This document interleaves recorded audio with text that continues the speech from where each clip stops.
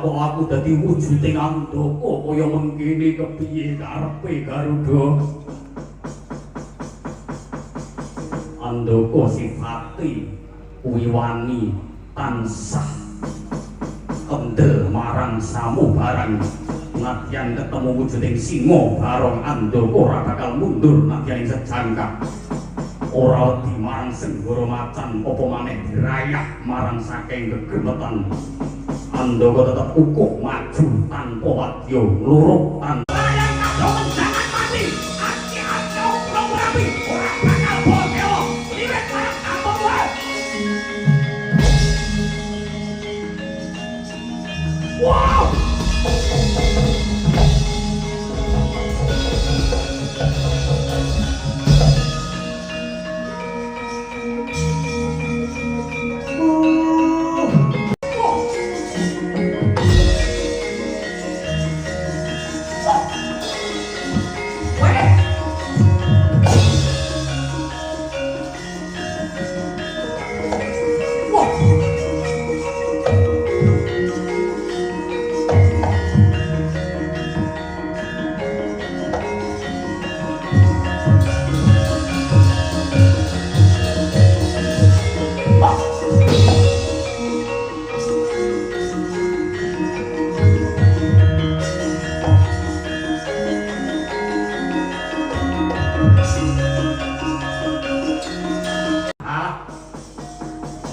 Waduh, tatas bedelane atiku.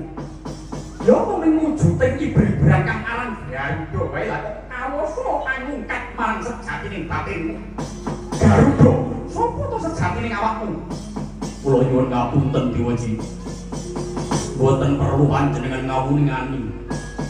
Bakulipun kula sampun lega dene watit pinanggih dumateng utamaning satriya.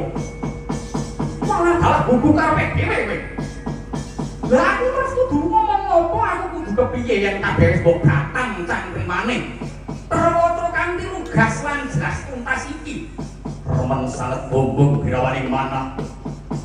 Dene kula saged sapet jagung kaliyan dika sinuwun. Panjenengan satriya sejati boten mendho ing pangrepa, boten mendho ing keguntur lan boten mundur ing